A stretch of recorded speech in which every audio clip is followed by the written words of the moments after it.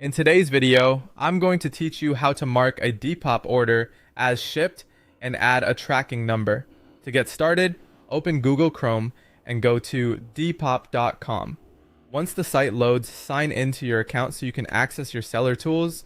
Make sure you're using the correct account associated with the sale because the shipping update needs to be added from the same profile that completed the transaction.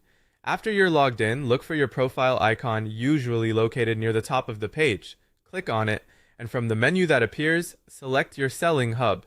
This area is where you manage your sales activity, including current orders, completed transactions, and shipping updates. If you sell regularly, this section is especially useful because it keeps everything organized in one place. Inside your dashboard, find and select the sold category. This will show you items that have already been purchased by buyers. Take a moment to locate the specific order you want to update. If you have multiple recent sales, double check the item and transaction details so you choose the correct receipt before moving forward. Once you found the right order, click on the specific transaction receipt. This opens the full order details where you can review the purchase information and update the shipment status.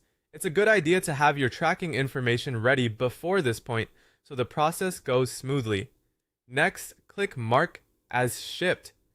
This tells Depop that the item has been sent out and that the order is now in transit. Updating this promptly is helpful for both you and the buyer because it keeps the transaction clear and helps maintain trust through accurate order status information.